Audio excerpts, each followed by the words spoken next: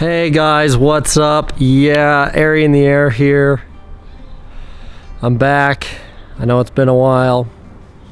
And yes, it is true. A guy died paragliding at my local site the other day. I was a first responder.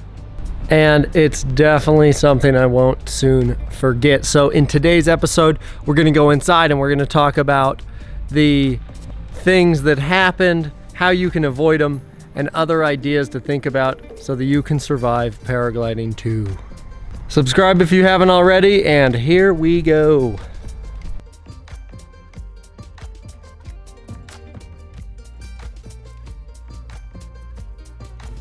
Hey everybody, thanks so much for tuning in today.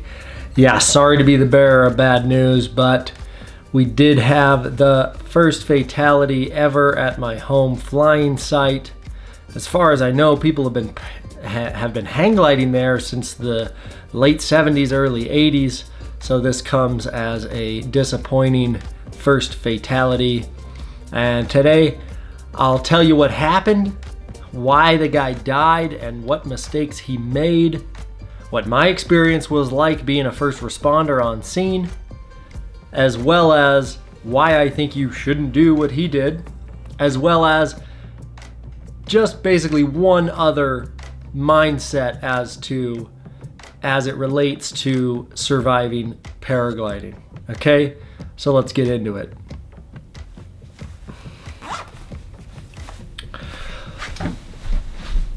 So it was strong that evening. I was out flying glass off. I was on my acrobatics glider and I saw a truck come up the road that I'd never seen. And when said paraglide pilot got on to launch, he unfolded a glider that I had never seen. So with the conditions being really strong and a new pilot that I had never met, I was kind of hawking him. I was kind of watching pretty closely what he was doing. And I was far enough away that I could see his glider and I could tell what he was doing with it, but I wasn't close enough to see his hands. I wasn't close enough to see his gear, the specifics, the details of it, right?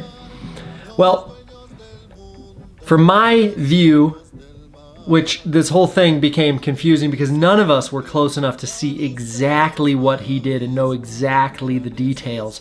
But in the aftermath, we've kind of put it together, okay? So first I'll tell you what I saw and then I'll tell you what we figured out.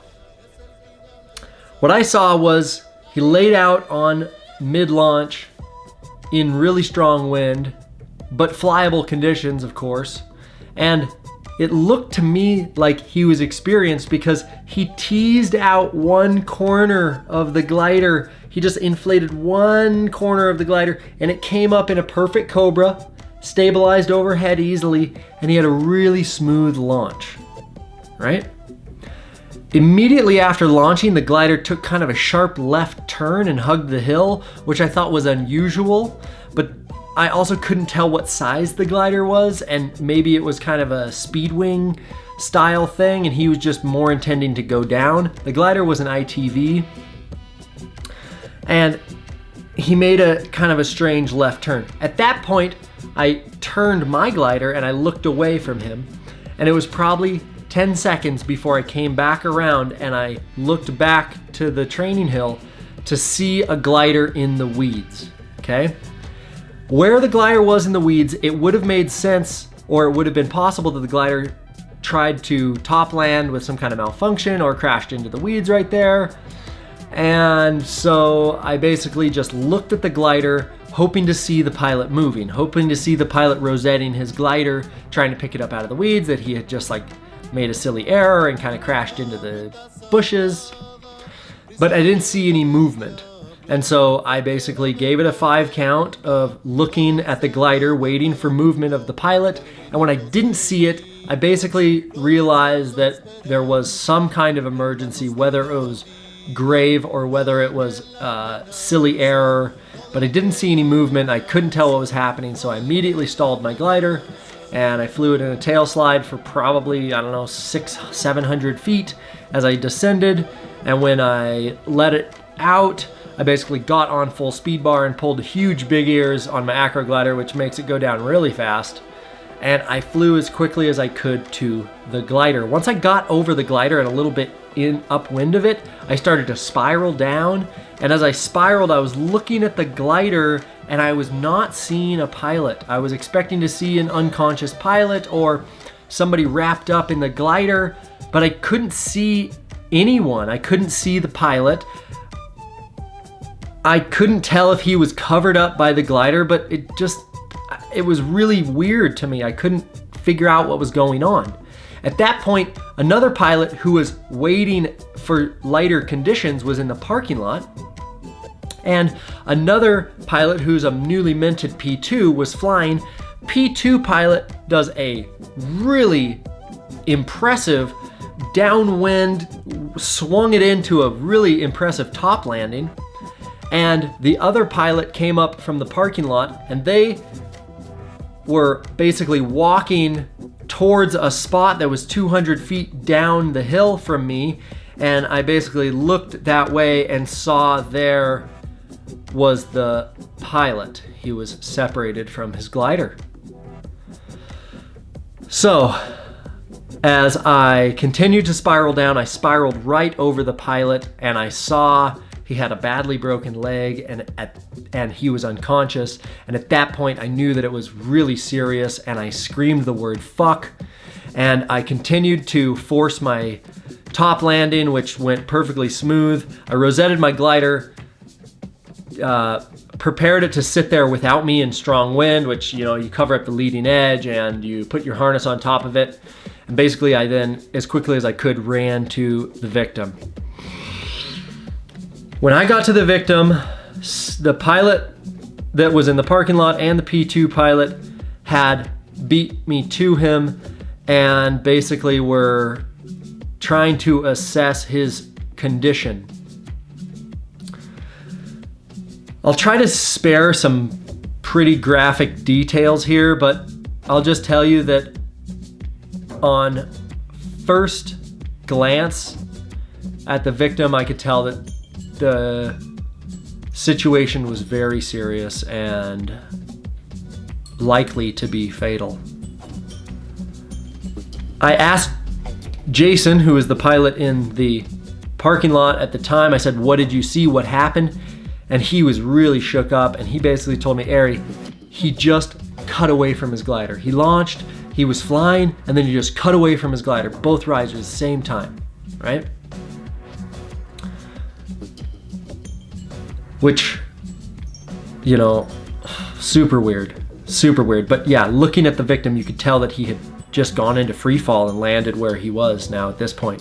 When we got to him, he was face down. So we basically rolled him over. His leg was kind of twisted behind him in a strange and disgusting way. We rolled him over. I took his pulse. And at first, he had a pulse. It was weak, but it was there. And honestly, in that moment, I had this strange, coldness come over me. Not cold that I didn't care about him or my friends that were dealing with it. Not that I was numb, but that I kind of knew that I was going to have to deal with this shit right here and right now. And I wasn't going to be able to really process it in the moment. I would have to put that aside so that I could deal with what I had to deal with right now, right? So essentially, we already had 911 on the line. We started chest compressions immediately. Life flight was on its way. And long story short, the three of us switched off and we gave this guy chest compressions for about 45 minutes until the air ambulance, Life Flight, or Airlink showed up. And yeah, it was super gnarly.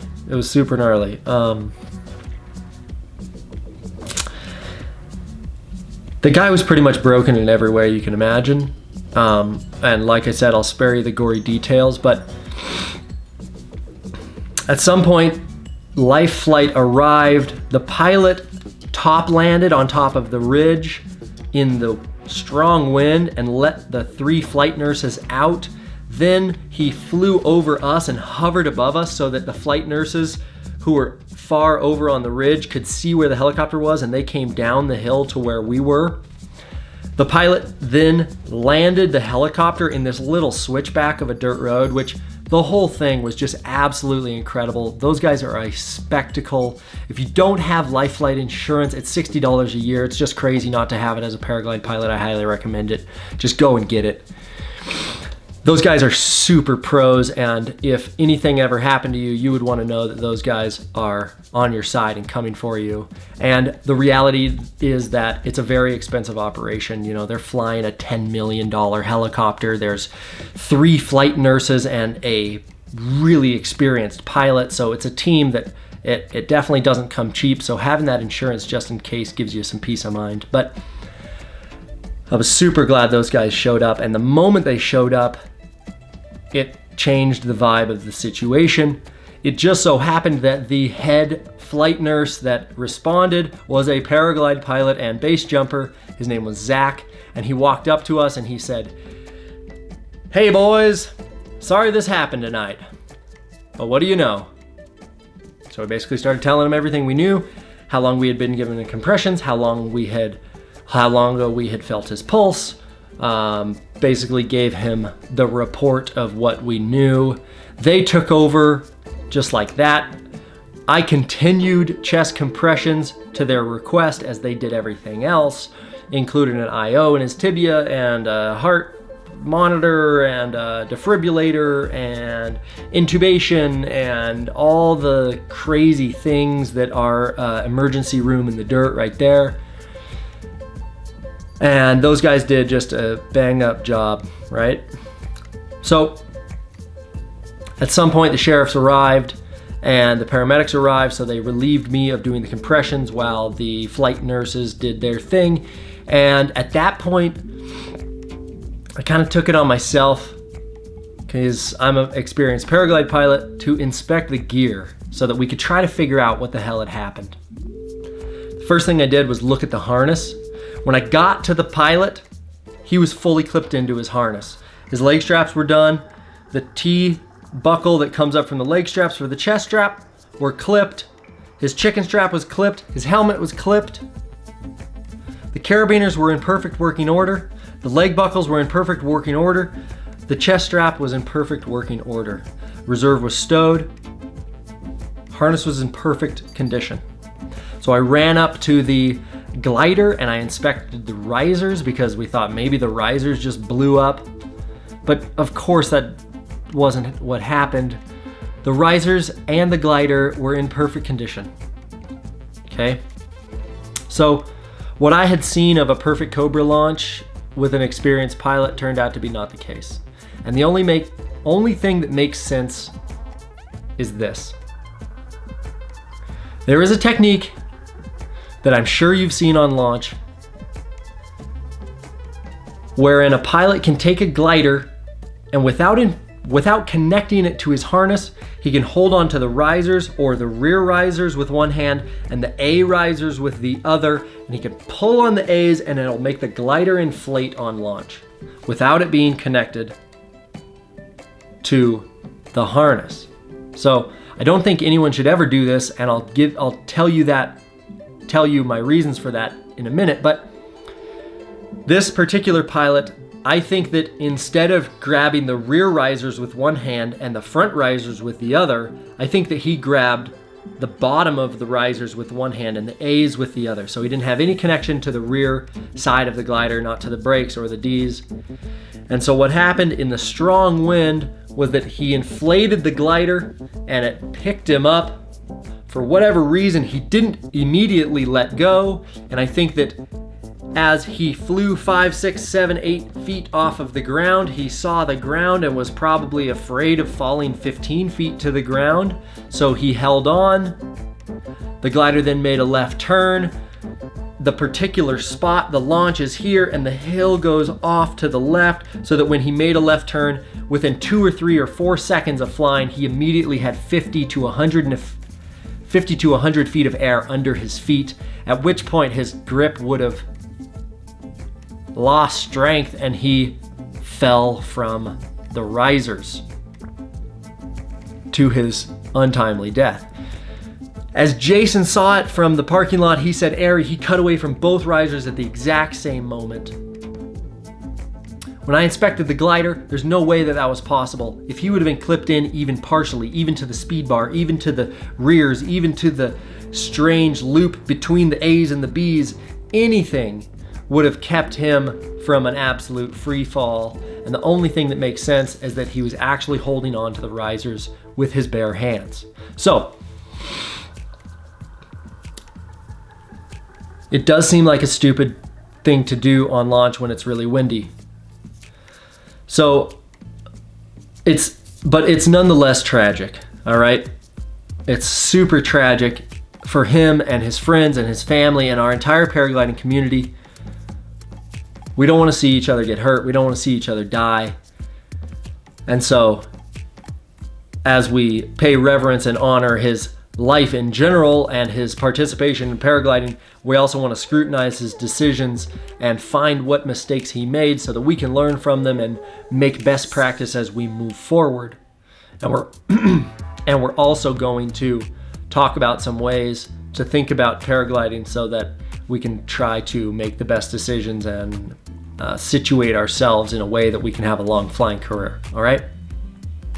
So, like I said, I don't think you should ever inflate your glider without being connected to it. Okay, and I'll tell you why. First of all, which seems the most obvious, it can pick you up.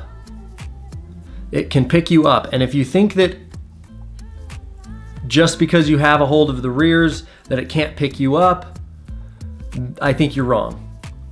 I think it can pick you up, and if it doesn't pick you up, it can still drag you, which is not remedied by being connected to the glider. But the reality is that when you don't have a hold of the glider through your harness, you can't grab different lines. You're really just stuck with where your hands are, okay? Even if you pull up on the A's and the glider comes up too quickly and tries to pick you up and you let go and your glider falls back into the weeds, well, now other pilots are in the air and they're looking down on your glider that's in the weeds and they think you've crashed, and then emergency protocol can go into action because you just made a flagrant error on launch. Not having control of your glider on launch or in landing is unacceptable. It creates emergencies that don't exist, and when people think that happens, it puts everyone at risk. So you have to have control of your glider both on launch and in landing, and if you don't have it connected to your harness, then inflating it is a really easy way for it to get out of your control, right? It's just a silly thing to do. You should be able to clear the lines of your glider without inflating it and picking it up off of the ground. You can do that visually. You can do that physically by pulling up on the A's and clearing them from the B's and clearing the B's from the C's and clearing the brakes and blah, blah, blah. Also, in my high wind paragliding video, I talk about how you should find a spot that's out of the wind and get your kit organized and sorted before you go into strong wind. So there's really no excuse to have to do that technique. The one time I would say you could do that technique is if you're on the beach and the wind is perfectly smooth and you're on a flat surface. If you're in the park, if you're trying to clean your glider out and you're in the park and it's just completely non-consequential that you're not at a flying site, that time it doesn't really matter. But definitely on launch, definitely in landing, don't inflate your glider if you're not connected to it. It's a silly thing to do, and it leads to accidents. I've seen people get drugged. I've seen people get picked up. I've seen them have to let go of their gliders, and now I've seen someone die from it. So please just find other ways to clear your lines.